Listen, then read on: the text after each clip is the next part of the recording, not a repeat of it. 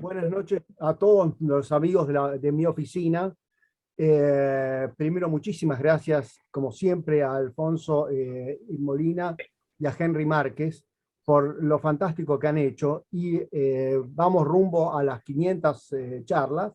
Y bueno, pensamos que podíamos hacer un show and tell a partir de la Fundación Voce de la Argentina, mostrar pequeñas investigaciones que se han hecho en este último tiempo, y todos los que ustedes van a ver son investigaciones originales, que quizás no sea el non plus ultra, pero son muy interesantes y muy lindas. Vamos a comenzar con Carlos Chávez, que nos va a hablar de Moens. Y ahora le doy el lugar a Carlitos. Por favor, compartí tu pantalla y comenzar con tu charla. Bueno, buenas noches a todos. Sí, vamos a hablar de un personaje especial para nosotros, en general para todo el mundo filatélico, pero para Sudamérica creo que fue un personaje importante por lo que vamos a comentar. Bueno, a ver, voy a compartir pantalla. Acá.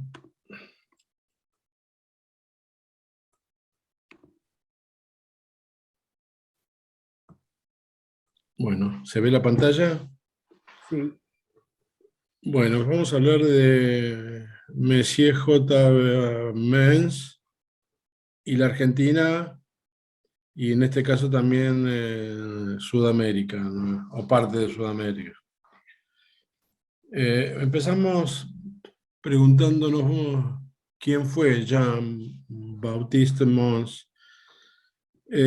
Vamos a hacer una breve reseña, una breve reseña personal de él. Este es Mons en un retrato. Es una persona nacida en Tournai, Bélgica, en 1833.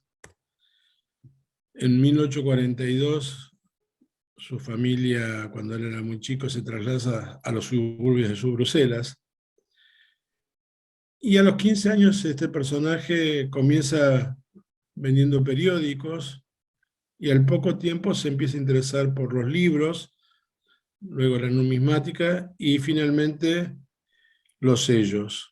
Estamos hablando, imagínense, en un tiempo absolutamente primario, porque era 1848, no muchos países habían editado sellos, ¿no? En 1853, con 20 años, abre su propia librería en una galería de Bruselas, la Galería Botier. Yo no tengo el gusto de conocerla, pero actualmente sigue funcionando como galería comercial, y comienza a vender sellos en esa galería. Igualmente vendía también libros y numismática, ¿no? En 1854 se casa y tiene varios hijos. Bueno, con el paso del tiempo, su librería, de la famosa Galería Botier, fue creciendo y la venta de sellos se hizo muy importante. Acá tenemos una foto actual de la Galería Botier, y este es el interior de la galería, muy bonito. Hay muchos negocios de librería actualmente, inclusive. Bueno, a partir de ese momento se lo considera el primer comerciante filatélico del mundo, por varios motivos.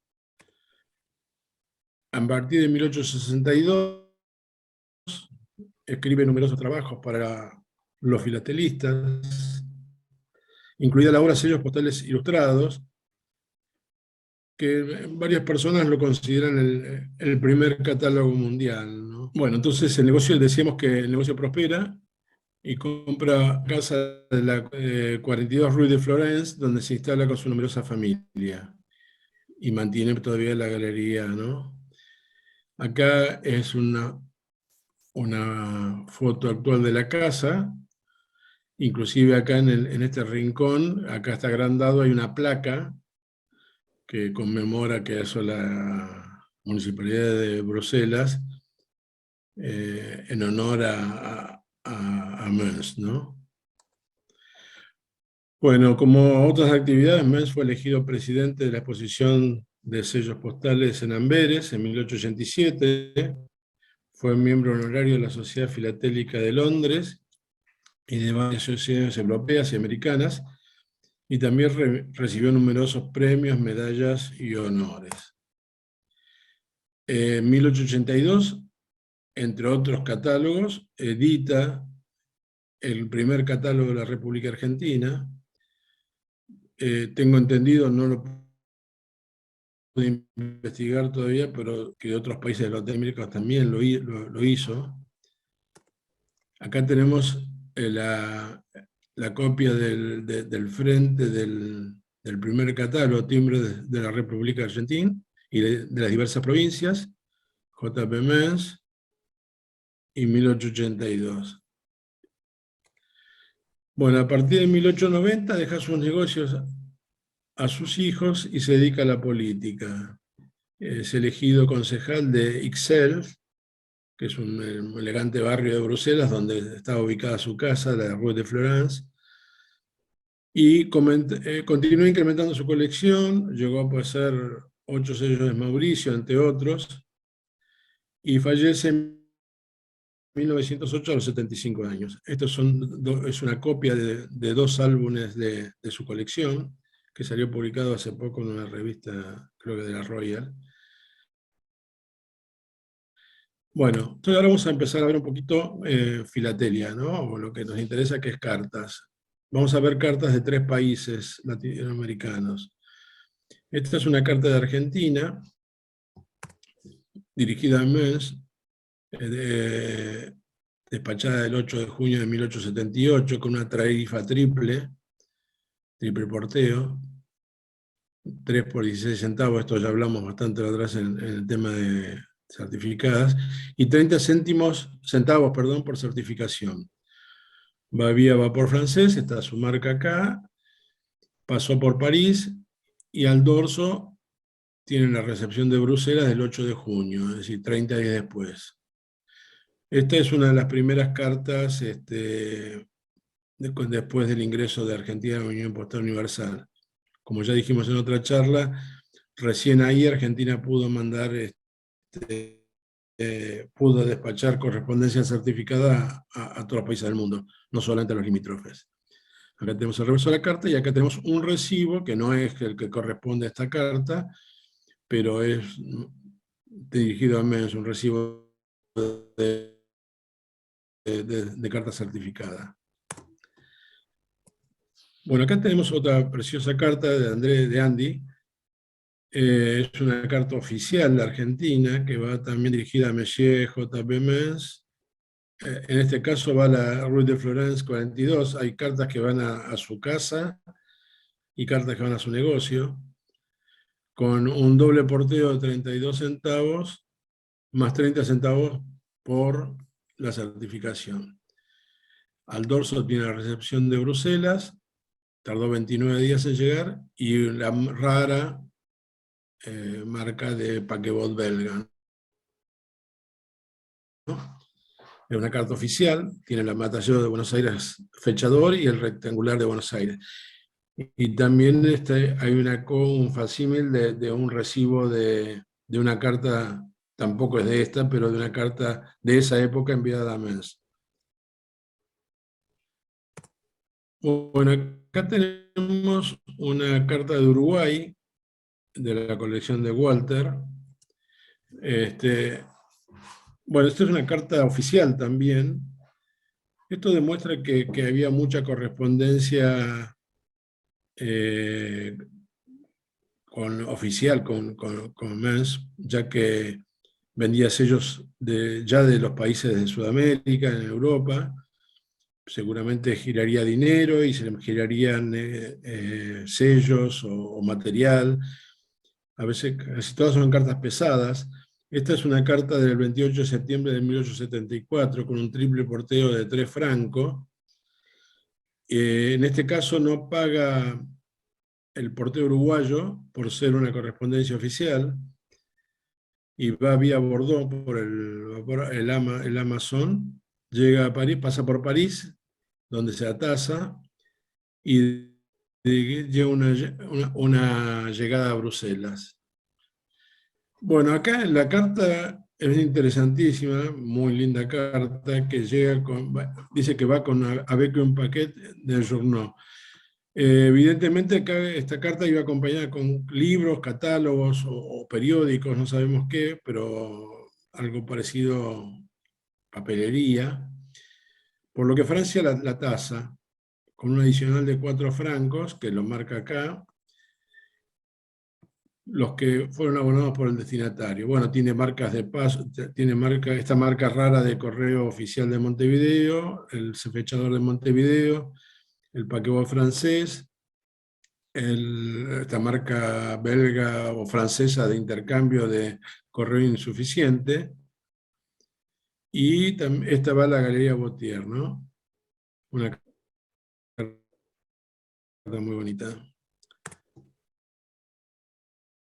Bueno, acá tenemos otra carta de Uruguay que va dirigida también a Amiens y redirigida a San Gilés. Gilés es un barrio de las afueras de Bruselas, seguramente, o porque él estaría viviendo ahí, o porque, no sé, se habría mudado transitoriamente.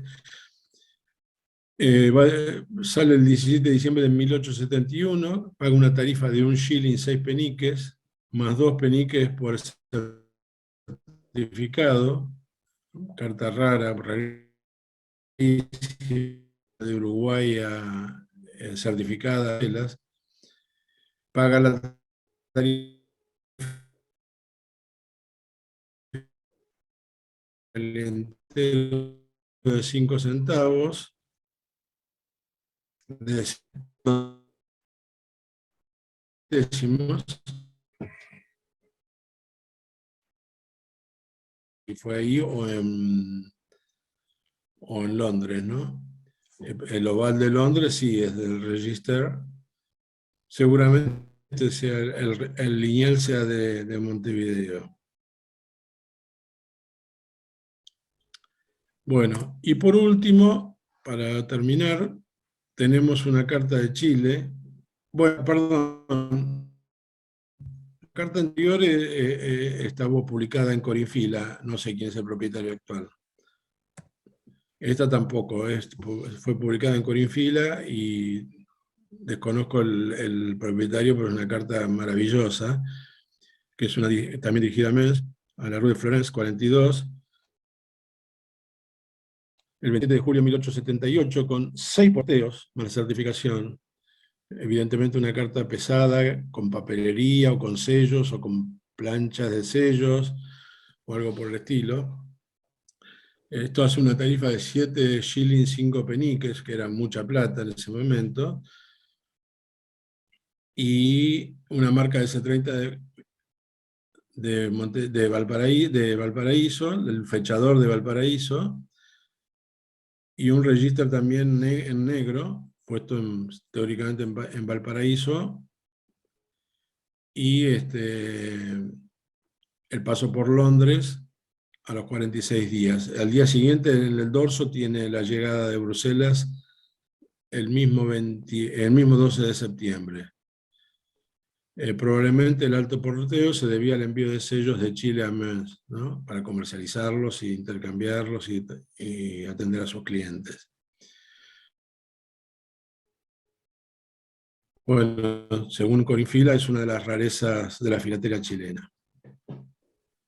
Bueno, acá, esta es la última carta, se termina la breve charla, lo que los invito a todos los amigos latinoamericanos, si alguien conoce una carta o tiene una carta o conoce una carta dirigida a MES, si nos la puede hacer llegar para sumarla a este breve catálogo de cartas conocidas de estos 3 países de Sudamérica. Bueno, muchas gracias y le paso la posta a Andy. Dejo de compartir. Muchas gracias, Carlitos. Muy linda la presentación. Vamos a pasar a la segunda, que va a ser Martín D'Agostino con el 5 centavos de Rivadavia, el verde. Martín, ¿Están viendo ahí la presentación?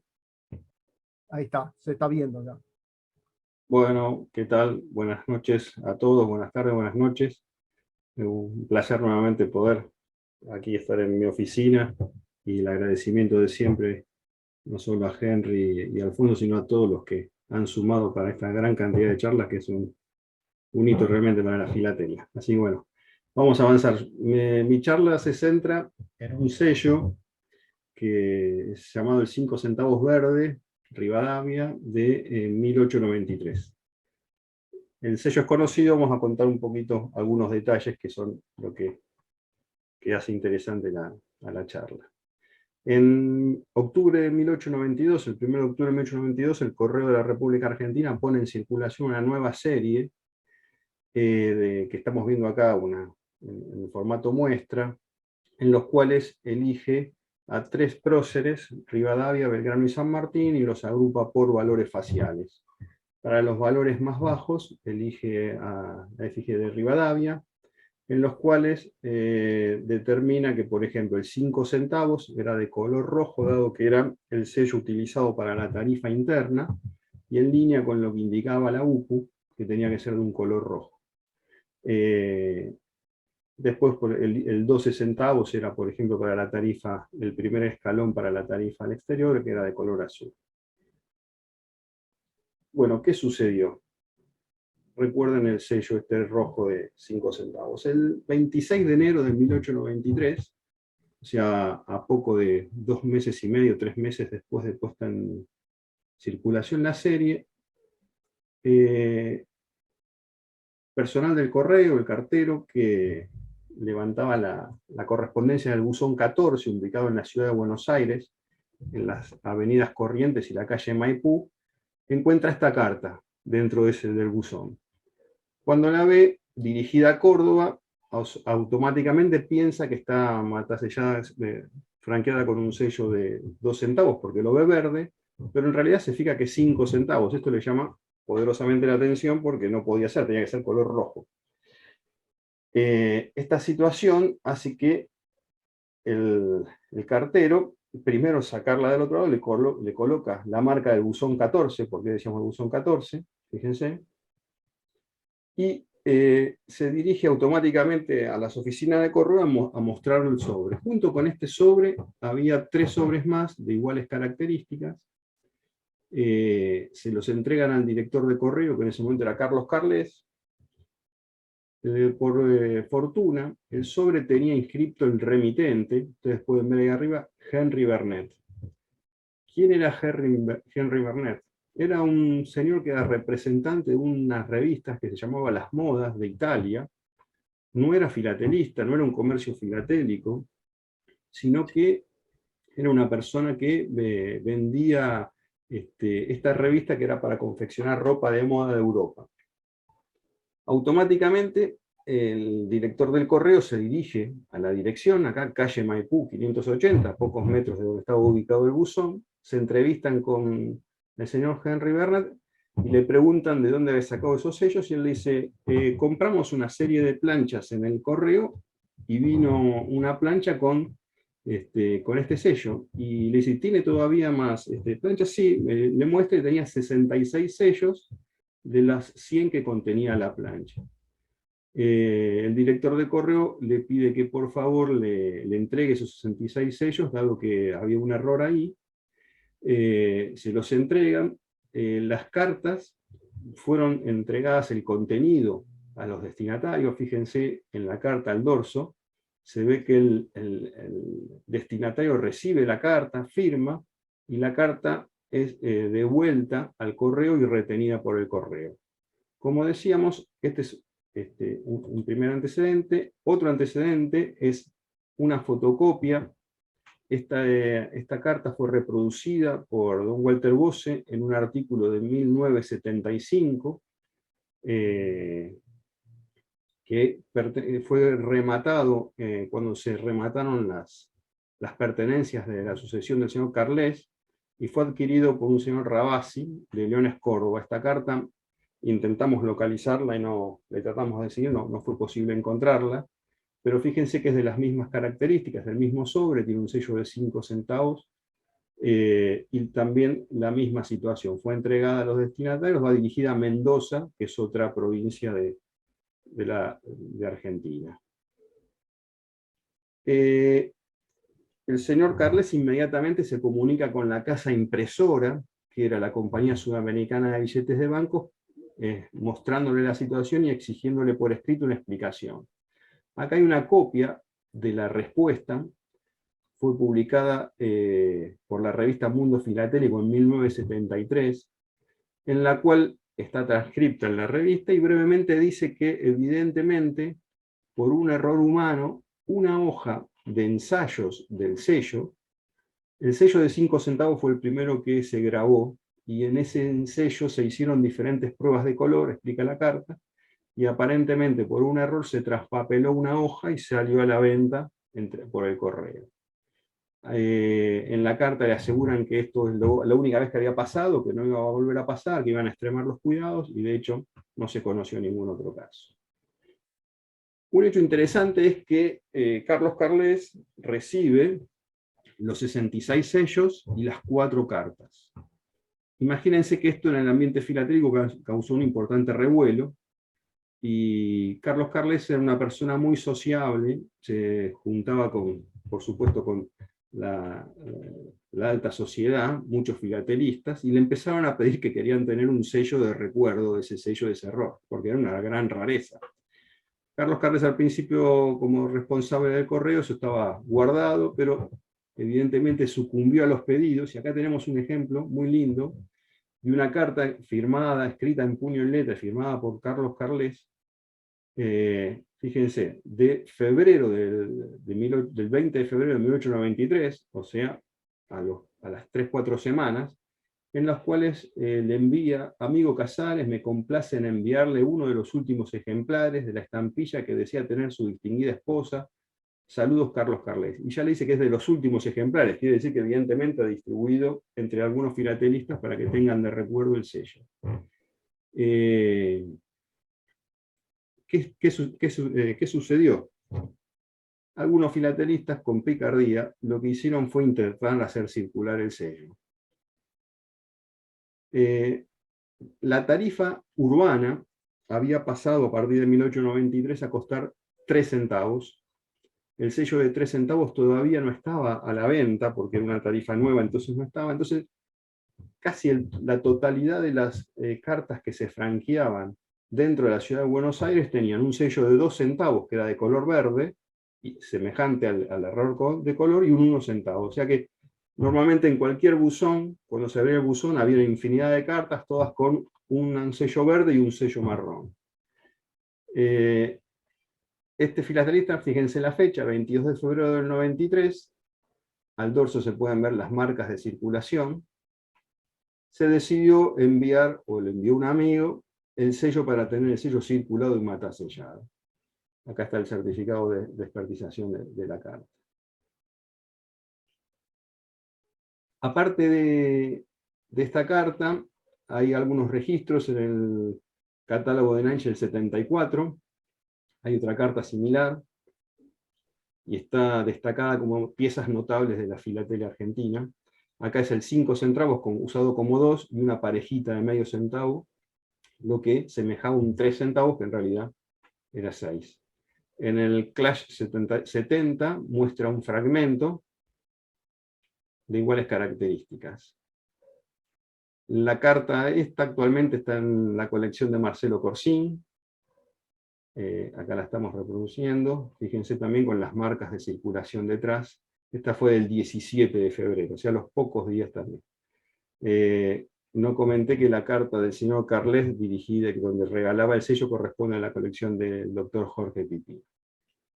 Bueno, en conclusión, podemos decir entonces, sobre el 5 centavos Rivadavia, fue un sello que fue impreso en el año 1892.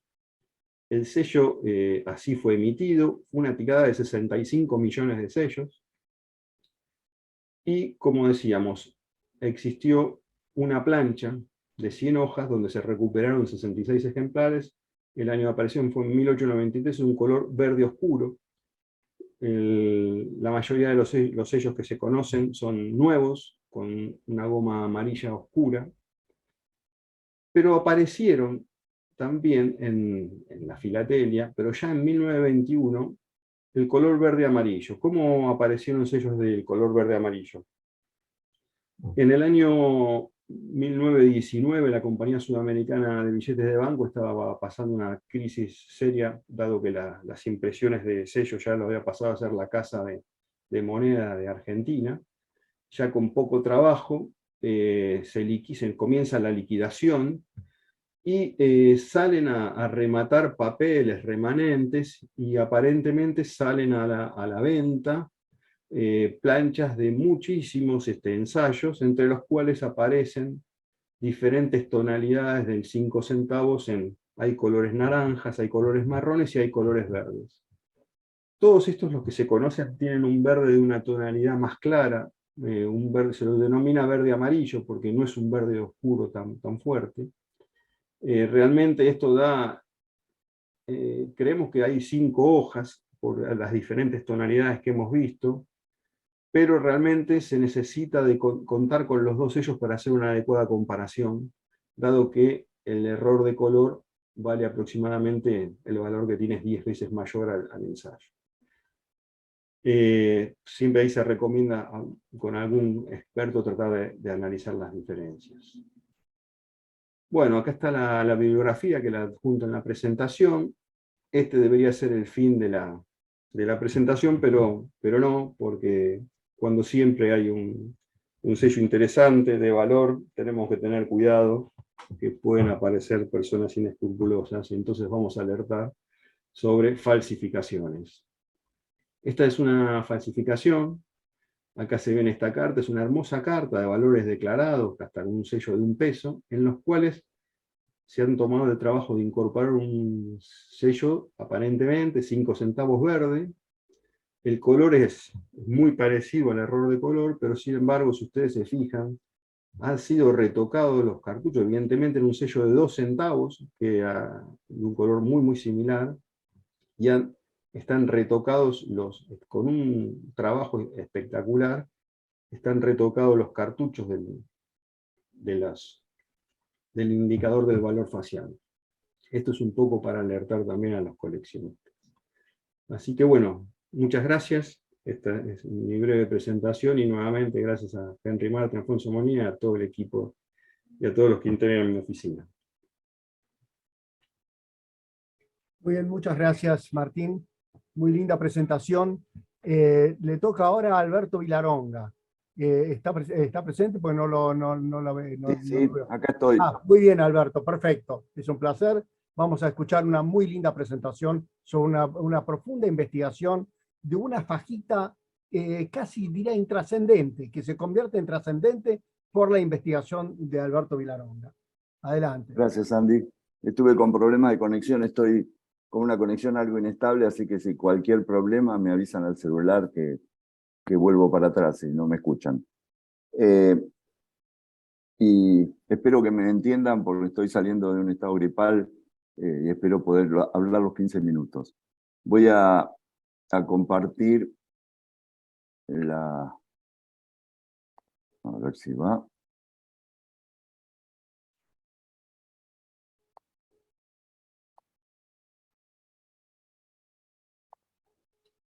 ¿Puede ser ahí?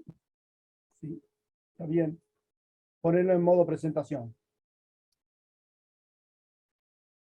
¿Llegó? Yo lo tengo ahí el modo presentación, pero... Sí, está bien, la vemos en modo presentación.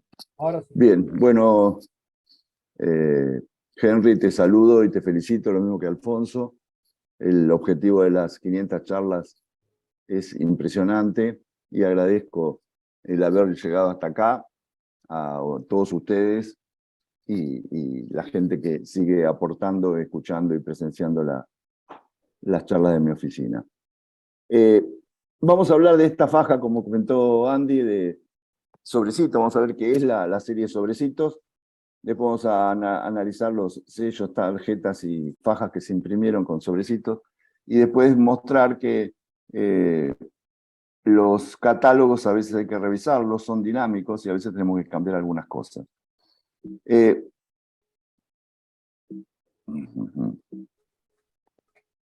Bien, me fui 2. En 1892, por una serie de cambios de tarifas, el correo que estaba contratando American Bank todas sus piezas, empieza a contratar las piezas que necesita para la nueva tarifa a Bradbury Wilkinson de Londres. O sea que seguía con el 8 centavos, que era el valor, la tarifa de una carta interna hasta 15 gramos, sigue con American Bank y otras piezas. En tanto que la carta al exterior, que era 16 y baja a 12 centavos, lo mismo que medio centavo y 1 centavo, se lo encarga Bradbury Wilkinson. El medio centavo era para diarios sin encuadernar, otros impresos era 1 centavo cada 50 gramos, y las fajas de medio centavo también son para diarios, y además una tarjeta de uso urbano, que era la mitad de la tarifa de tarjetas nacionales, que era 2 centavos.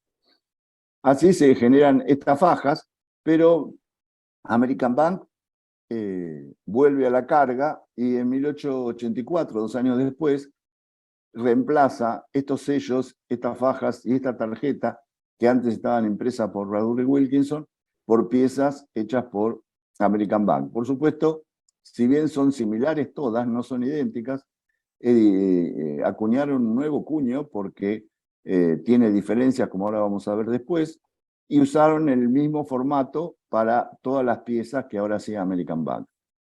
No solo esto, sino que en 1888 se empezó a pedir todos los impresos a empresas argentinas y se le encarga a la imprenta Kidd la impresión de las fajas, no de los otros elementos. Por lo tanto, las fajas de sobrecitos se transforman así en el primer entero que está impreso por 3 compañías distintas. La característica de esta faja en general eran las 3 empresas tienen formatos similares, un alto de 24 centímetros y medio a 25, un ancho de 16 centímetros a 16 y medio, la solapa engomada y los bordes cortados con guillotina, como pueden ver que los ángulos de corte son diferentes en todas. Las cuatro fajas distintas, las 3 empresas cortaron las fajas de la misma manera. Las diferencias que hay entre los distintos cuños de cada una de las empresas las podemos ver acá. Acá tenemos el de Bradbury Wilkinson del 82, que tiene como hechos básicos el sol, que tiene un límite neto y tiene unos ornamentos en los ángulos superiores que no tienen las otras fajas. Además de los ornamentos, la palabra correos es más corta, fíjense que en las otras es más larga. Los laureles tienen hojas cortas y con sombra, para diferenciarlo sin sombra, para diferenciarlo de estos que tienen sombra o de estos que tienen hojas largas. Y las perlas que rodean el sello son pocas, comparadas con las otras que son muchas más. El de American Bank, como dijimos antes, no tiene ornamentos. El sol es nada delimitado y tiene la característica que es el único que el sol, los ojos del sol son líneas nada más. A diferencia de los otros que tienen cejas algunos, pupilas.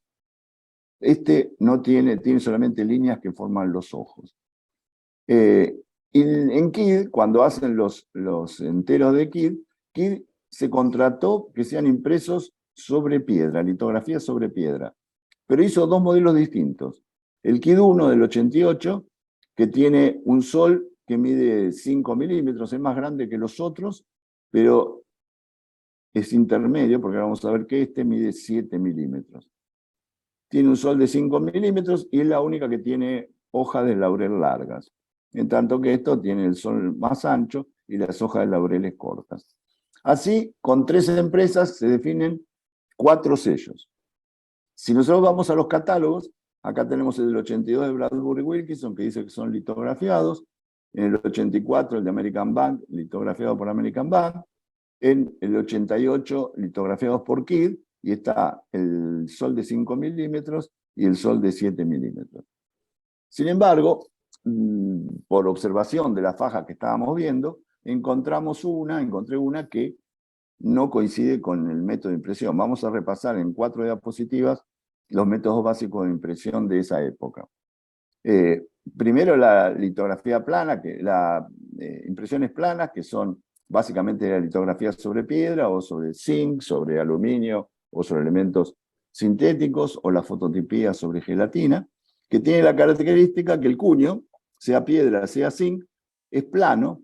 El único relieve que tiene es el que puede dar el espesor de la tinta, o sea que es totalmente plana la superficie. Y esto puede ser en piedra, se puede hacer impresiones planas, se entinta, se coloca la hoja y la prensa presiona en forma plana sobre todo el cuño, o si se hace en zinc, se puede aplicar sobre cilindros y hacer impresiones rotativas. Esto es la impresión básica, que en general se denominan todas litografías. Cuando el cuño tiene verdadero relieve que sobresale sobre la base del cuño, en esto lo llamamos alto relieve y son los muy conocidos tipografía o la xilografía, que es tipografía sobre madera, tallado en madera. Esto también puede ser una impresión plana, la tinta va en la superficie de las sobreelevaciones, y esto puede imprimirse en forma plana, una hoja y una prensa, en forma rotativa, si el material es metálico. Para diferenciar las impresiones tipográficas, vamos a mostrar sellos que son extremos en cuanto a la diferenciación. Lo que sucede es que cuando la prensa presiona el papel sobre la tinta se corre a los costados y hace que los bordes de impresión no sean netos. Sobre todo se ve en los ángulos que la impresión está empastada, y eso es bastante típico de la tipografía. En tanto que la litografía, como es plana, no desplaza la tinta y los ángulos de impresión son muy netos. Acá pongo como ejemplo un sello de 1935 que son extremos en cuanto a la diferenciación. En todos estos detalles de impresión podemos encontrar zonas intermedias. Una muy buena o prolija tipografía puede ser muy parecido a una litografía. Ampliando las imágenes de los ángulos se ve claramente cómo están. Además, en la tipografía, la presión sobre el papel del relieve genera en el dorso relieves, comprime el papel, lo que hace que se vean marcas que se denominan foulage. En realidad son marcas de presión del papel, depende mucho de la presión que se ejerció, del espesor del papel, pero vemos que con una iluminación que viene de arriba hacia abajo, se ve iluminada una zona, se ve sombras atrás, que indican que esto está en relieve hacia el dorso del sello. En tanto que en la litografía, que es plana, no tenemos ninguna deformación del papel, el papel es totalmente liso, a diferencia de lo impreso por tipografía. Y el tercer método básico de impresión, el calcográfico, intaglio, los verdaderos grabados en acero y cobre, estos son sinónimos, son los métodos donde el artista, porque en realidad son artistas, graba sobre una superficie metálica los bajorrelieves, que van a tener un método de impresión distinto. ¿Por qué? El artista grabó más profundidad o menos profundidad en las líneas, grabó líneas juntas, esto se entinta toda la superficie, luego se limpia la superficie y quedan la tinta en las hendiduras. Cuando se coloca el papel y la plancha, el papel se va a hundir levemente sobre las hendiduras, y por ejemplo acá va a marcar una línea fina, una línea más gruesa, o estas 4 hendiduras juntas marcan una superficie completa de impresión. También pueden ser planchas planas o planchas rotativas para la impresión del bajo relieve. O sea que vemos las impresiones planas, las impresiones tipográficas en alto relieve y las impresiones calcográficas en bajo relieve. Volvemos al origen, a la primera, la slide donde mostramos los 4 sobrecitos distintos. se me pasó a explicar lo de sobrecito, pero bueno, creo que se llama también dibujo de una carta, es un sobrecito que está en el medio de la carta y es motivo de que esta serie se denomine, ya sea sobrecitos como detalle de una carta. Al analizar estas cartas, vemos que el segundo formato de Kidd de 1889 tiene los ángulos totalmente empastados, en tanto que el primero es muy, muy neto. Son totalmente diferentes. Y si vemos algo del Bradbury Wilkinson, también vemos que los ángulos tienen mucho menos empastamiento que vemos ahí, pero pueden justificar claramente que hayan sido impresiones tipográficas.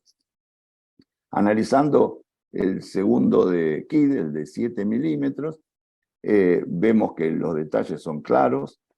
No todos los sellos están tan empastados, pero la mayoría son así. Es claramente que este sello tiene empastamiento en los ángulos. Si vemos el dorso de República Argentina, vemos que tiene relieve, que está impreso en tipografía. Y si analizamos el dorso de estos sellos, acá está la imagen como la vemos a trasluz, y acá está también con una iluminación superior.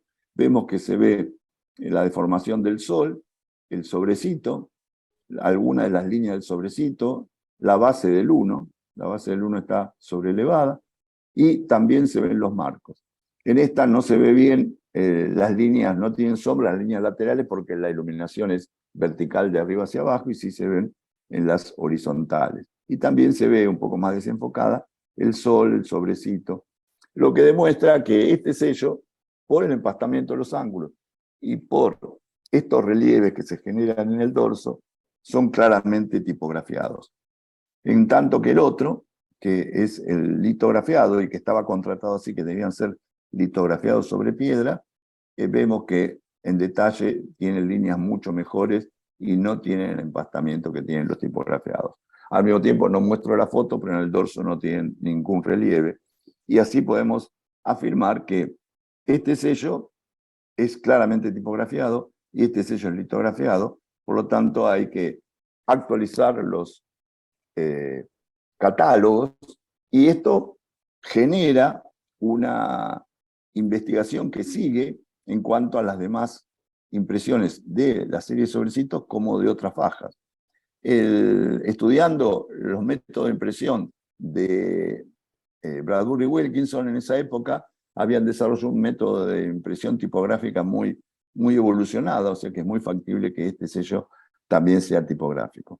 Revisando las fajas anteriores a estas, que también están informadas como litografiadas, esta está impresa en el 78 por Bradbury Wilkinson, es 1 centavo de arenales.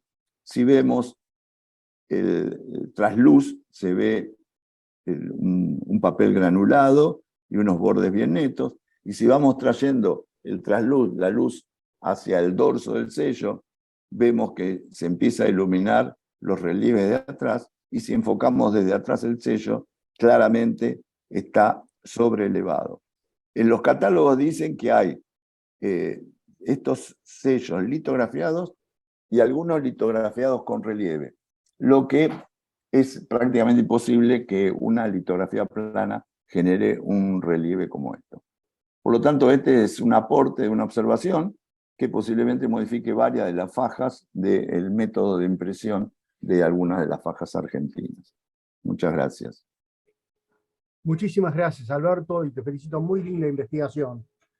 Bueno, vamos a continuar ahora con la charlita de la Fundación Bose, en la cual yo voy a presentar una modesta charla.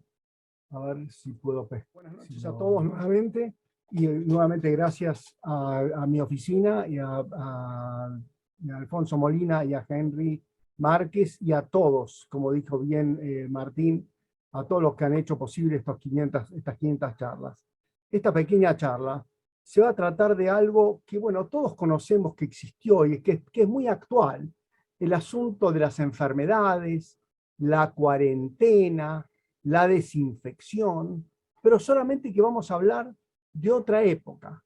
Todos sabemos que hubo una época en la cual se desinfectó la correspondencia en distintos lazaretos, por ejemplo en Malta, por ejemplo en Alejandría, en Berlín, en Semlin, en Chile por calor, y hubo distintos métodos de desinfección de la correspondencia.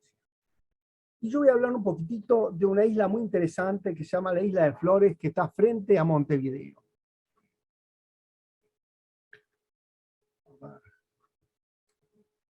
Ubicación. Esta está frente a la costa de Montevideo, a la altura de Punta Carretas, a 9 millas de la costa y 11 millas de lo que se llama el Banco Inglés. El Banco Inglés no es un banco de dinero, sino que es un banco pedregoso, rocoso, en el cual han encallado muchísimos buques en otra época. Está constituida la isla de Flores por 3 islas. Cuando el mar está alto son 3. Cuando el mar está bajo son solamente 2, porque la primera se une a la segunda, y hasta se puede pasar caminando. Es de estructura rocosa y tiene extensiones subacuáticas que hacen peligrosa la navegación. En 1828 se inauguró el famoso faro de la isla, que fue un trabajo importante y que es interesante hasta leer la historia del faro, que no es el motivo de esta charla. El faro sigue funcionando hoy. Luego de 1850 se construyó en la isla un lazareto para la cuarentena de los buques de pasajeros. En la primera isla se construyó el Lazareto Limpio, inaugurado en 1869. Además, se hicieron construcciones auxiliares como el centro de desinfección. Este poseía 4 estufas de vapor. Además, también se construyó la comandancia o jefatura de la isla, que dependía de la Capitanía General de Puertos. Yo quiero que ustedes se hagan la idea de que estamos hablando de época preantibiótica, cuando había un susto gigantesco a las epidemias y a las pandemias de infecciones tipo cólera, fiebre amarilla y otras pestes. No se conocían, por supuesto, los antibióticos y tampoco se conocían los vectores o los gérmenes que producían las enfermedades. Por lo tanto, era realmente protegerse contra cosas bastante desconocidas.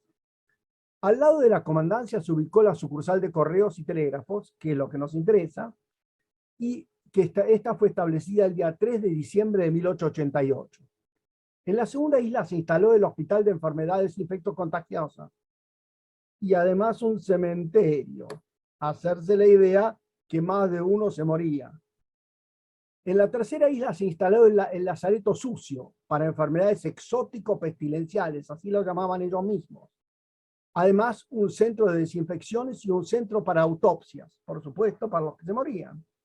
Además, allí se construyó una cocina y la casa del pobre médico que estaba en la tercera isla, la zona sucia de las enfermedades exótico-pestilenciales. En 1903, en la tercera isla se instaló un crematorio y una capilla. En esta misma tercera isla se instaló el Lazareto Sucio. Más adelante, la isla de Flores fue también utilizada como centro de reclusión de prisioneros, especialmente durante la dictadura de Terra en los años 30 y más recientemente también. Los lazaretos fueron adaptados para calabozos en esta segunda oportunidad. Yo me voy a referir más que nada hasta 1910. O sea, solamente a la época de la desinfección. No tanto de la cuarentena y desinfección. Frente a la comandancia se construyó una enorme terraza con vista a Montevideo para que pasearan los cuarentenados. Se construyó un muelle principal en la costa norte de la primera isla. En ese muelle atracaban los buques que harían la cuarentena. Se construyó una vía férrea para los carritos en los que se trasladaban las pertenencias de los cuarentenados. Por supuesto, era tracción a sangre, tracción humana, que llevaba el carrito hasta el lazareto.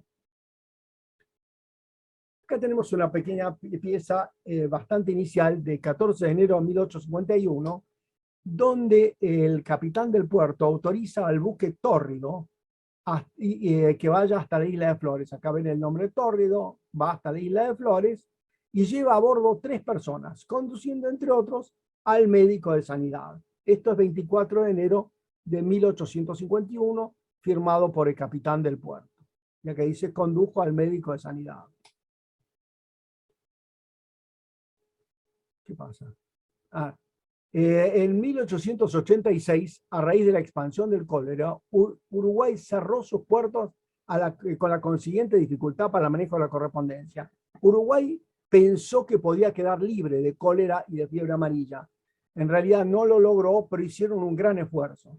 La empresa Felipe Lucich e Hijos propone fletar barquitos para llevar correspondencia hacia el puerto de Montevideo desde la isla de Flores, pero un decreto del 12 de noviembre de 1886 se lo impide para mantener limpio el puerto de Montevideo. O sea, nada de correspondencia. Sin embargo, pocos días después, el 10 de diciembre, se dicta una medida en contrario y se autoriza el transporte de oro y correspondencia hacia los puertos de países limítrofes. El 8 de enero de 1887, el Consejo de Higiene declara que el cólera ha invadido Montevideo, pero se establece una cuarentena de 20 días que luego es reducida a 8 días. Y eso de cuarentena todos nosotros sabemos qué significa. Acá tenemos imágenes. La primera imagen, la de la izquierda, es el desinfectorio y la segunda, la de la derecha, las estufas.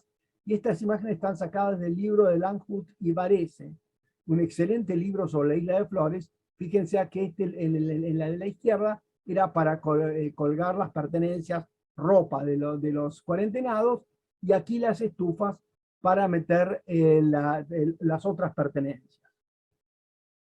En 1886, Packard, un farmacéutico de Montevideo, propone construir una estufa de desinfección para correspondencia. Es un doble tubo de hierro con un carro para la correspondencia. En ella se iba a desinfectar la correspondencia y se iba a utilizar esta marca, que luego veremos que no fue utilizada nunca, que es una marca oval que dice fumigada Montevideo.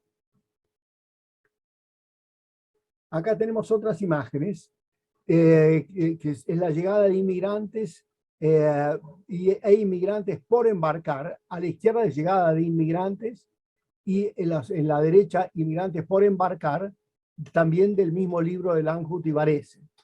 Nótese que ambas fotos, y esto me interesó mucho a mí, son del fotógrafo Strobach, famoso fotógrafo que hizo mucho de las fotos de los enteros con foto uruguaya.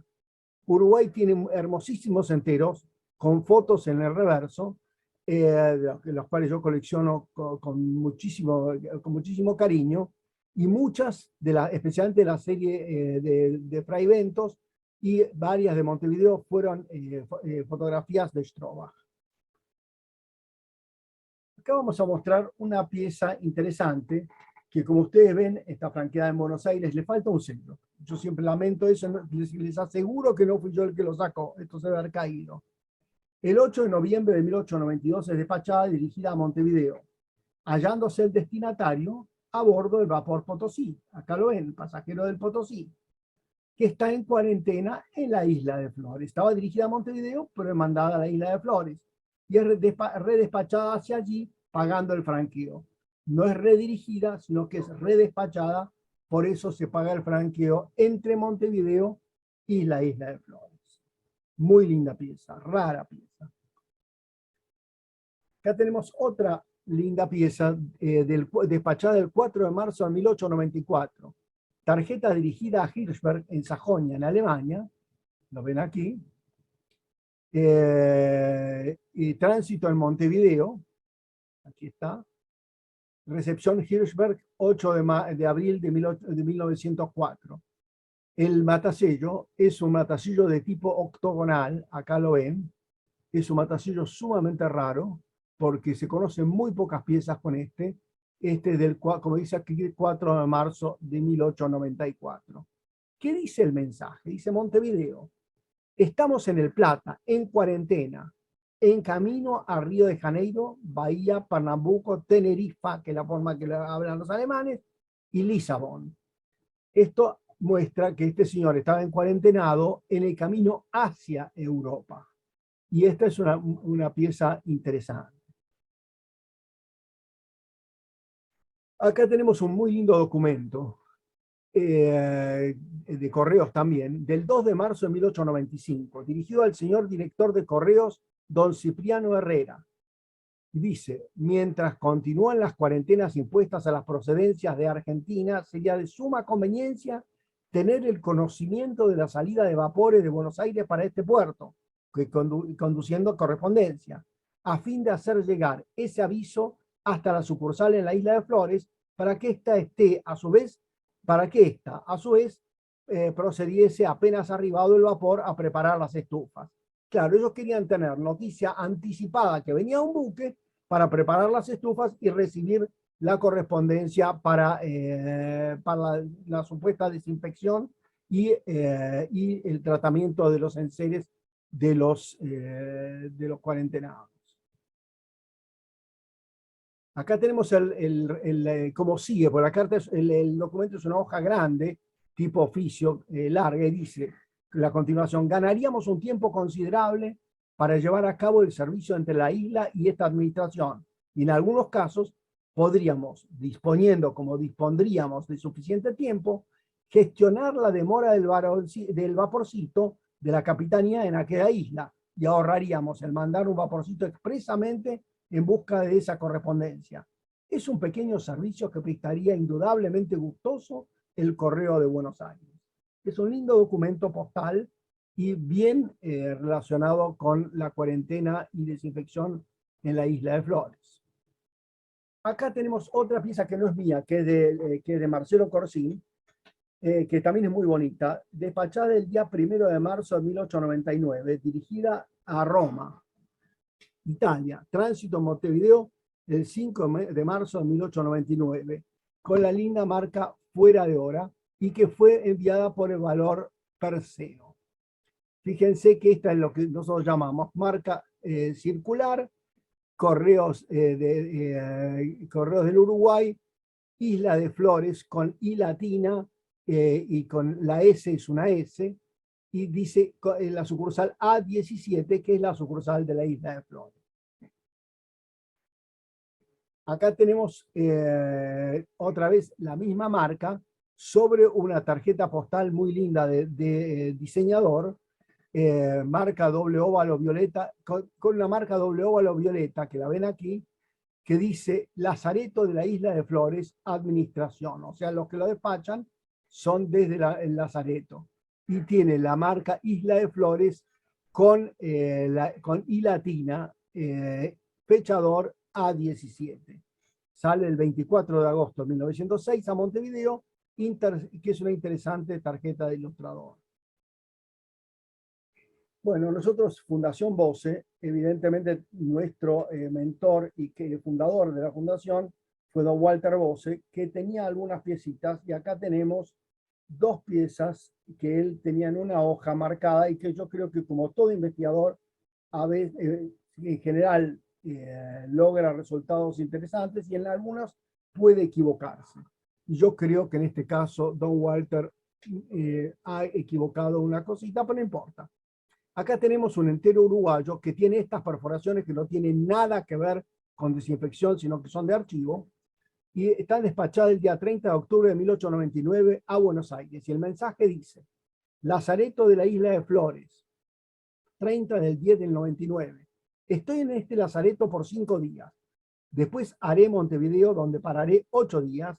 Así que si usted tiene cartas, telegramas para mí, muestras u otra cosa, ruego de enviarme a Montevideo. Restaurante Peninsular, calle Colón 46, en Buenos Aires estaré el día 10. Y fíjense que el matasello es el matasello A17, pero ahora Isla de Flores es con Y, está puesto con Y. Y don Walter señala acá una pequeña perforación que dice perforado por desinfección Isla de Flores 30 del 10 del 99. Yo pienso, ahora vamos a ver otra pieza muy similar, que esto es una perforación tipo pinche, que carecería de sentido que se perforara para fumigar, porque eso tendría sentido si fuera un sobre, pero no una tarjeta. En los sobres, en muchos lazaretos, lo que se hacían tajos paralelos o no paralelos, convergentes, para hacer entrar vapor de vinagre o vapor de formol, o simplemente vapor de agua, con la idea de desinfectar la correspondencia. Yo creo que esta simplemente es un pinche en el cual se guardó la correspondencia, se archivó la correspondencia. Acá tenemos la segunda de ellas, que es la de acá abajo, que es de Isla de Flores, también 30 de octubre del 99, a Buenos Aires. La hoja escrita por don Walter dice, correspondencia desinfectada, señala en ambas piezas uno de los orificios tipo pinche, acá es uno y acá está el otro, que se adjudica la señal de desinfección.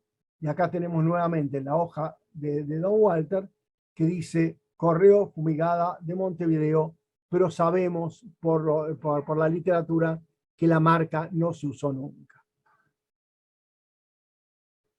Vamos a ver más piezas. Acá tenemos una pieza muy bonita con también la marca Isla de Flores con Y, del 22 de mayo de 1900. Esto es una tarjeta epistolar dirigida a Montevideo. Y el mensaje, siempre los mensajes son lindos porque tienen mucho que ver. Dice Isla de Flores, el 25 a las 7 horas me pasan a buscar en un vaporcito. Vieron que hablamos del vaporcito que atracaba en ese muelle. Y podré llegar a la ciudad. Vamos a ver otra. Acá tenemos una linda tarjeta postal del 10 de noviembre de 1901, con imagen del Lazareto de la Isla de Flores. Esta es una muy linda postal porque tiene vida. Fíjense ustedes el personal de sanidad frente a la entrada de esta edificación del Lazareto de la Isla de Flores. Está el despachado del local en Montevideo y el Hospital de Enfermedades Exóticas. Esto forma parte del Hospital de Enfermedades Exótico-Pestilentes. Tipografía de la Escuela Nacional de Artes y Oficios son los que imprimieron esta hermosa postal. Acá tenemos otra, también del 10 de noviembre de 1901, con imagen de diferentes edificios. Fíjense, acá tenemos 3 edificios del Lazareto de la Isla de Flores, Montevideo con destino local también, y también la tipografía es la Escuela Nacional de Artes y Oficios. Son muy lindas postales, no son frecuentes. Acá tenemos otra pieza de la Isla de Flores, y en este caso tenemos un matasello distinto. Es el del 10 de febrero de 1903, sobre entero de 5 centésimos, despachado en la isla y dirigido a Montevideo. Es una fecha temprana del uso de esta marca de doble círculo, la S de la isla. Fíjense que es un 3 invertido. Se ve que al que armó el matasello no tendría la S y puso un 3 invertido en vez de una S. Entonces, esta marca es diferente y tiene el A17 debajo, no a la altura de la fecha. Es también una bonita pieza. Acá tenemos una tarjeta postal con el famoso faro de la Isla de Flores. Tarjeta postal con imagen del faro. La tarjeta es la número 104 de una serie de editores Galifranco y compañía. Galifranco fueron una gran compañía de impresores, editores de libros e impresores. Tenían una librería y imprimieron muchas postales. Y entre otras, también las fotos de algunos enteros con fotos. Acá tenemos otra linda vista desde arriba, porque tenía pequeños desniveles esta isla, no tenía ningún desnivel muy alto, pero acá tenemos una vista sacada de arriba de toda la edificación en la Isla de Flores. Del 1 de enero de 1904, con vista general de la Isla de Flores. La fotografía es de Armelia, edición Comini, y de Montevideo en la calle 18 de julio del 97 al 99. Despachada esta el 1 de enero de 1904. Acá tenemos otra tarjeta postal, también del 1 de enero de 1904, con vista general de la Isla de Flores. Y acá lo que se observa es el muelle, con un vaporcito atracado, la comandancia, y la terraza por la cual paseaban los cuarentenados.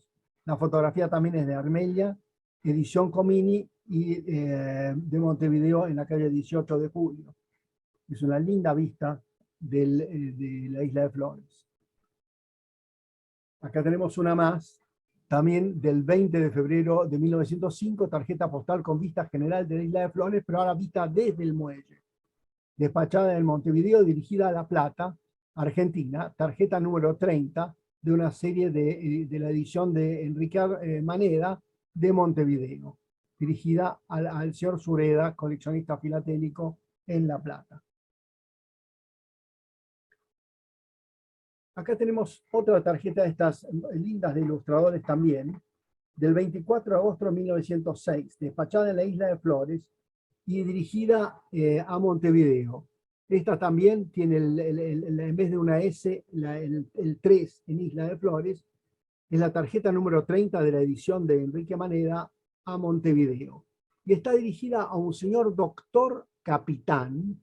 Yo pienso que el doctor capitán debe ser un médico de la Marina, posiblemente, don Vicente Magallanes. Lo estudié, lo busqué, lo googleé y no encontré a nadie. Sí encontré más correspondencia dirigida al doctor capitán Vicente Magallanes en Montevideo, pero creo que debe haber recibido correspondencia de Isla de Flores y de distintos lugares, y la guardaba.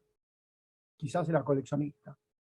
Acá tenemos otra muy bonita tarjeta de ilustrador, despachada el 24 de agosto de 1906, despachada en la Isla de Flores, otra vez con la marca oval del Lazareto de la Isla de Flores, administración, y con la marca fuera de hora A57. Esta tarjeta entonces salió el 24 de agosto, dijimos anteriormente, y está dirigida también a Vicente Magallanes en la calle Santa Lucía 41 de Montevideo. Acá tenemos una tarjeta muy bonita, no tanto por la tarjeta, sino por la circulación, escrita el 1 de enero de 1907 a bordo de un buque argentino. Por eso tiene porteo argentino. La tarjeta postal del porteo era de 6 centavos y tiene matasello de la Isla de Flores, como ustedes ven acá, y Isla nuevamente con la S, que son 3, del 19 de enero de 1907, también, dirigida a Montevideo, también al señor Magallanes, al capitán Magallanes. Y acá tenemos otra que pertenece a la misma correspondencia y que a mí me pareció que es interesante mostrarla, si bien no muestra nada de la isla, pero seguramente tuvo algo que ver con la isla. Escrita el 17 de agosto de 1907, despachada en un buque argentino, dirigida a Montevideo, y está matasellada en Ciudad Nueva al sur de Montevideo, de fecha 31 de agosto. O sea que esta baja de un buque, porque si no, ¿por qué estaría matasellada en Montevideo con franqueo argentino? La diferencia de fecha, porque fíjense que hay una fecha importante, diferencia entre el 17 de agosto y el 31 de agosto, se debe deber a que habrá estado en cuarentena en la Isla de Flores. En el reverso tiene otro sello de 1 centavo, para hacer los 2 centavos del portero. Acá tenemos otra tarjeta postal, también de la Isla de Flores, con el matasello con la forma del 3 en la S, escrita el 6 de enero de 1907 en Laureles. Laureles hoy en día está incorporado a Salto, es muy cercana a Salto, despachada en Salto el 8 de enero a Montevideo, porteo 1.5 centésimos. Fíjense ustedes que acá 1.5 están matasillados en Salto, pero acá tenemos otros 5 centésimos más matasillados en la Isla de Flores, no centésimos, discúlpenme, 5 milésimos. O sea que en total son 2 centésimos. Y de esta manera, yo quiero decirles que se puede profundizar más, pero se puede profundizar más con respecto a la correspondencia en la Isla de Flores de los prisioneros de las revoluciones y de las dictaduras que ha tenido Uruguay. Pero me pareció que esto era relacionado todo con las cuarentenas y con las enfermedades pestilentes, y muestra un poquitito cómo se ocupó Uruguay, cómo se ocupó Montevideo en manejar las cuarentenas, y la correspondencia a la Isla de Flores no es común. La bibliografía utilizada fue en el libro de Eduardo Langwood y Antonio Varese, que se llama Historias y Leyendas de la Isla de Flores, ediciones Torres de Montevideo en el año 2000.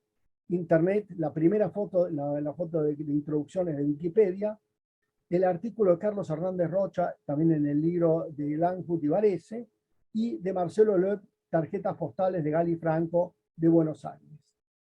Les agradezco muchísimo, vamos a dejar de compartir pantalla y con esto damos terminado la presentación de la Fundación Bose y abrimos al público todas las preguntas que quieran hacer con respecto a los 4 temas estos. Felicitaciones a los 4, muy didácticas e interesantes, las 4 charlas. Preguntas por ahí para la Fundación Bosé. Miguel. Bueno, buenas noches, felicitaciones, realmente muy interesantes las 4 charlas, muy buenas. Yo quería hacer un comentario y una pregunta para Carlos Chávez. Primero respecto del catálogo que mostró del año 1882 de Moens. Realmente me pareció muy interesante, sería muy lindo poder consultarlo y verlo.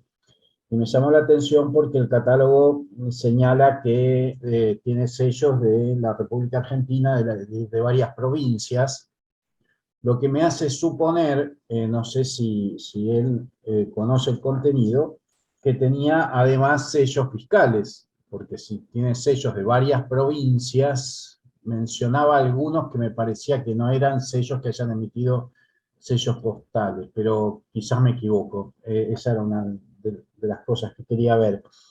Y la otra es respecto de la Carta de Valparaíso del año 78. Me llamó la atención que tenía matasellos chilenos, pero no tenía estampillas chilenas. ¿Cómo es esto de que intervino el correo chileno, pero no puso sellos de ese país? Bueno, Miguel, con respecto a lo que me preguntás, yo no tengo el catálogo, tengo copias. Existe el catálogo, sé que alguien de la fundación tiene alguna copia. Yo desconozco si tiene fiscales dentro del catálogo, supongo que no. Ah, a lo mejor me equivoqué. Pero bueno, para confirmarlo correctamente habría que hablar con alguien que tenga físicamente el catálogo. Y con respecto a la carta chilena, yo no sé si en ese periodo hay gente de Chile que seguramente lo sabrá mejor que yo, pero no sé si era compulsivo poner sellos chilenos, como era la primera época de Argentina, donde no era compulsivo poner sellos argentinos, ¿no? Sí.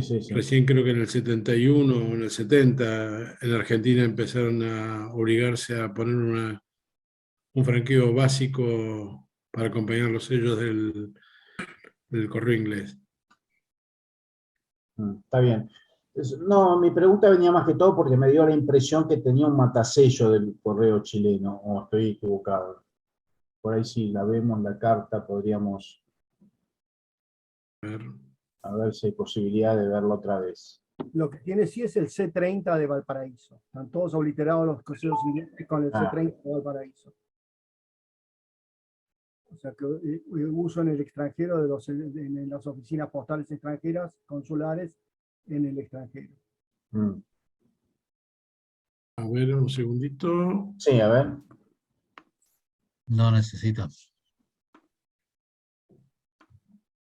La mayoría de las cartas que se conocen con Gustav Roth de Montevideo y de Caldera son sin sello chileno. Bueno, ¿ves, Miguel?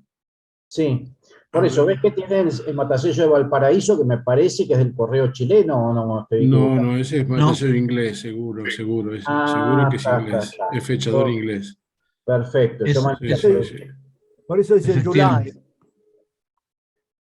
¿Cómo dice? Dice JY. JY. Que es julio. Claro, July. Disculpen mi Sí, los ignorancia. matasellos son todos ingleses, no hay sello chileno ni matasello chileno. Por eso los amigos chilenos pueden precisarnos si en esa época, en el año 78, era obligatorio el uso de sellos chilenos, ¿no? Y ya que estás, ¿por qué no pones la imagen donde hablaste del catálogo? A ver qué provincias menciona. Perdón. Sí, yo en algún momento lo he visto, Miguel, el catálogo. Sí. En algún momento lo he visto y yo tengo la impresión que lo que contiene es Córdoba, Corrientes, provincia de Buenos Aires. Ahí está. Buenos Aires, Córdoba, Corrientes, Entre Ríos, Jujuy, San Luis, Santa Fe, Santiago del Estero. Puede ser entonces que contenga. Quizás hubo 2 emisiones, posiblemente. Claro. No, lo que pasa es que ahí dice, mira, dice tomo primero, timbre postales, sobres, bandas Cartas y fiscales. Y ahí lo fiscales, tenemos. bien, ¿viste? Sí, sí, sí. Yo, sobre todo por Así las que- provincias, me llamó la atención, porque Santiago del Estero, Santa Fe, San Luis, Jujuy, Entre Ríos no tenían sellos postales. Y ahí menciona que eran fiscales. Bueno, me saco la duda. Muchas gracias, Carlos. Existe el catálogo, Debe es ser una difícil conseguirlo, pero joyita. existe. ¿Eh? Se podría hacer una copia y hacerla circular. Realmente debe ser una joya eso. Bueno, muchas gracias. Heinz Lüme. Heinz, Sí, gracias. Bueno, primero, gracias por las 4 charlas magníficas. Quería comentar lo del matasellos de Valparaíso. Ese es parte, son 2 matasellos. Uno el C30 y el fechador por separado. Chile entró a la UPU el 31 de marzo del 81. Esto es previo a la UPU, por lo tanto, esta carta se llevó directamente al puerto, digamos, y ahí fue despachada sin pasar por el correo chileno. Ajá. Claro, claro. Lo que pasa es que yo lo desconocía, por eso Heinz seguramente lo que afirma es absolutamente lo correcto. En Argentina, a diferencia de Chile, existió un periodo donde las cartas iban directamente del consulado al barco, hasta que en 1870 o 71 el correo argentino obligó a pagar un porteo básico, como en Uruguay también. Pero bueno, en Chile no. No, del consulado al barco. Mauricio Mejía. Primero, felicidades a los 4. Muy interesantes las charlas. Mi primera pregunta va para Martín. Martín, con relación a estas estampillas que salieron verdes por error y que el cartero descubrió y que solo se entregaron los contenidos, ¿qué tan legal era eso de abrir la correspondencia y simplemente entregar el contenido y que el correo se quedara con el sobre? Bueno, Mauricio, mira, en este caso el correo acompaña, suponemos que llevó la carta al destinatario, le pidió al destinatario que quitara Ok. recibiera el interior y devolviera en ese momento Ok. el sobre. Era una práctica común a las cartas certificadas. Ujú. Las cartas certificadas también quedaban retenidas en el correo y quedaban firmadas al dorso al inicio de las cartas certificadas. O sea, supongo que habrán utilizado el mismo criterio. Pero, digamos, no es que el correo quitó el contenido y se lo entregó, sino que se le entregó la carta, él retiró el contenido y devolvió el sobre firmando que había recibido el contenido. Creemos que Si fue así, me gustaría saber cuál fue la justificación, ya que no eran certificadas, para decirles, devuélvame el sobre. Me hubiera gustado estar ahí para ver cómo justifican eso. Ok, y la siguiente pregunta que tengo es para Andy. Andy, teniendo en cuenta que estas islitas, vimos las fotos, era pequeñito. El trabajo de correo, ¿sabe si se le asignaba a alguno de los empleados que tenía una función extra? Ser, digamos, agente postal, o el correo mandaba a alguien a la isla para manejar esa correspondencia. Tenían un empleado postal en la isla. Mm-hmm. En la isla, estaba en la isla directamente. Y estaba cerca de la comandancia, a la entrada, en la primera. Ah, ya. Ah, ok. Gracias.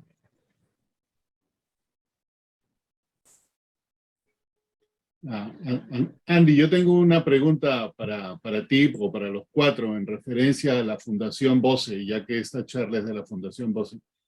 En tu charla nos muestras una página con material de referencia de la colección de Walter BOCE, que es el fundador de esta fundación. A la fecha, ustedes tienen la colección de Don Walter como material de referencia. ¿Qué otras cosas hay en la Fundación BOCE? ¿Qué actividades, qué producción, digamos, de material hacen ustedes con regularidad? Cosas de ese tipo. Bueno, primera cosa, la fundación fue creada con la idea de investigación. Don Walter fue un enorme coleccionista y un enorme investigador, historiador postal.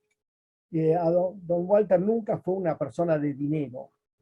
Él coleccionó, pero coleccionó desde el año 1914 y muere en el 93. O sea, háganse la idea que coleccionó casi 80 años. Y todo el mundo le regalaba, además trabajó en el correo. Él era, entre otras cosas, traductor alemán, dinamarqués, español de la Fuerza Aérea y también en el correo. Mucha gente le regalaba correspondencia y él era de los que no lavaba la correspondencia y guardaba todo e investigaba todo lo que ustedes se puedan imaginar, todo aquello que uno directamente ni le presta atención, él lo miraba. La fundación inicialmente era una pequeña fundación de muy poca gente, hoy en día tampoco tiene mucho número, y Don Walter hizo una cosa que se llamó la colección de la fundación y su colección. La colección de la fundación es una colección de 9 tomos de sellas, es una colección mundial. Y la colección de él, a su fallecimiento, él tenía una hija que vive en Estados Unidos. Entonces se contactó a la hija, se le habló, y la hija en realidad no tenía buena relación con su padre, pero bueno, pero tenía relación, y se le dijo, mire, está a su disposición, puede venir a retirar la colección.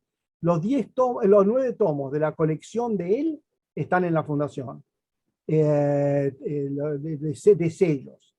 Por otro lado, la señora dijo, bueno, vendan el material que no es de la fundación y por supuesto le damos el dinero a ellos. Se hizo eso, pero hubo cosas que no tenían valor económico, porque realmente tenían mucho más valor desde el punto de vista investigativo que desde el punto de vista económico. Entonces, se mandó a remate la gran mayoría de las cosas y se vendieron muy bien y se le pagó a la señora, a la hija de Bose, Beatriz Bose, y se le preguntó si estaba de acuerdo en que lo que no tenía valor económico quedara para la fundación. Y eso quedó, y hay muchas cosas que están en la fundación y son, por ejemplo, vamos a ponerle, Don Walter estudió los perforados, cosas que hoy en día están, los perfins, que están tan de moda. Hoy cuando él los estudió, era material para tirar.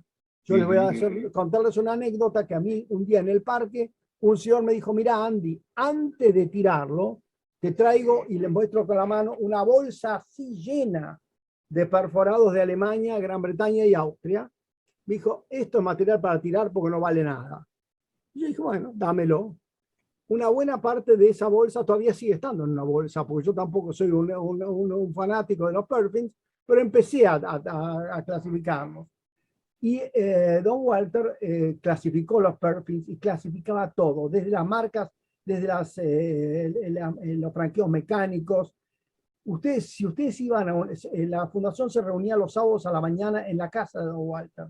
La casa de Don Walter era una casa antigua, y uno podía decir el tema que a vos se te ocurriera. Vos decías, por ejemplo, yo quisiera ver qué tiene usted de sellos de Perú de 1900. Entonces él se subía a un banquito con sus 80 y pico de años, sacaba de una biblioteca de triple fondo y decía, un momentito, y siempre sacaba un tomo de lo que ustedes quisieran, ¿sí? Así sea Albania, Perú o lo que a ustedes se les ocurra. Había siempre de todo. Por supuesto, ninguno de los valores altos, porque él no tenía dinero. O sea, él no compró. Ustedes me dicen, ¿había cosas raras? Por supuesto, había cosas raras porque él guardaba todo. Entonces, cosas de los años 1914, 15, 20, existen cosas raras y a veces tenía cosas lindas. Pero normalmente él lo que hacía era investigar. Por eso, por ejemplo, esas tarjetas con las perforaciones que yo les mostré, son tarjetas que no son muy lindas, porque con esas perforaciones de archivo, realmente un coleccionista digamos, que quiere exhibir, no guarda eso. Pero Don Walter, como decía, Isla de Flores, investigar, etcétera, él investigaba todo. Entonces, más o menos, ¿y qué hacemos? Nosotros nos reunimos, tenemos reuniones virtuales y presenciales, y emitimos la revista, que vos la debes conocer, la revista de la Fundación. Claro que sí. Bueno, y emitimos la revista y ahora estamos en el proceso de emitir un lindo libro también. Gracias. No, por favor. ¿Alguna otra pregunta? Yo tengo una más para Martín, casi siguiendo con lo que decía Mauricio. La plancha de 166 se devolvieron al correo. Obviamente quien la devolvió no tenía conocimiento, porque de otro modo sería una cosa como lo que sucedió como el yen invertido o algo así, ¿no? Me llamó la atención Maipú y Corrientes, muy cerca de donde están las galerías filatélicas, y aunque que es una relación que él no lo sabía. Ahora, de las 34 que sobrevivieron, ¿se tiene referencia de esas 34 con ese tipo de documentos que mostraste? De las 34, 4 están en esas cartas, y las otras 30, lo que cuenta la crónica, porque esta información es muy rica, porque el que hace la crónica es el propio José Marcó del Pon, que era el presidente de la Comisión de Valores, que junto con Carles estuvieron viendo el tema, entonces es muy interesante porque cuenta con detalles, y cuando le consultan a este hombre, es como que este hombre consulta con sus empleados que hicieron con esas estampillas y dicen, no, las pusimos en los sobres y las circulamos. Capaz que hasta ellos mismos equivocados pensando que eran 2 centavos. O sea que esas 30 han circulado y bueno, se habrán destruido porque no apareció ninguna de esas cartas. Solamente estas 4 cartas que había registro, de las cuales, bueno, una tengo la suerte de estar en mi colección, otra es esa que está reproducida ahí, que en el año 74 se encontró, que estaba en la asociación de Carles, y las otras 2 no hay ni descripción de hacia dónde iban ni nada, porque en el artículo de Bose de los años 70 no están descritas, pero las otras 30 se cree que se perdieron. De las 66 se conocen 2 cuadritos, una pareja y después sellos sueltos. Y la verdad que para poder distinguirlos de los ensayos es muy interesante usar el sello que está sobre la carta, que es claramente auténtico, y sobre esa referencia compararlos, porque en los ensayos que aparecieron en 1920, hay ensayos que son todos, en su mayoría son todos más claros. Lo que pasa que hay diferentes especulaciones que se han hecho, que se ha tratado de oscurecer el papel con una luz, con una lámpara, con el sol, entonces se ven sellos que han sido maltratados. Por eso los que son realmente genuinos suelen estar en impecable estado y tienen una goma muy oscura del dorso, que los ensayos no tienen esa goma. Okay. Entonces, si uno encuentra un sello verde oscuro, sin goma, ya empieza a desconfiar, porque puede ser que se le haya llevado algún tratamiento para oscurecerlo. Y todos los que recibieron el sello saben que es un sello que era muy raro, y siempre todos lo tuvieron en sus colecciones desde el inicio. Pero eso es más o menos un poco la historia y la referencia. Gracias.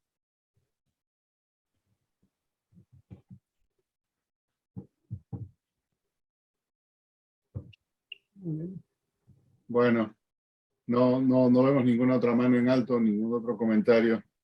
Muchas gracias a los 4. Muy ilustrativas las 4 charlas. Se les agradece. Y el día de mañana...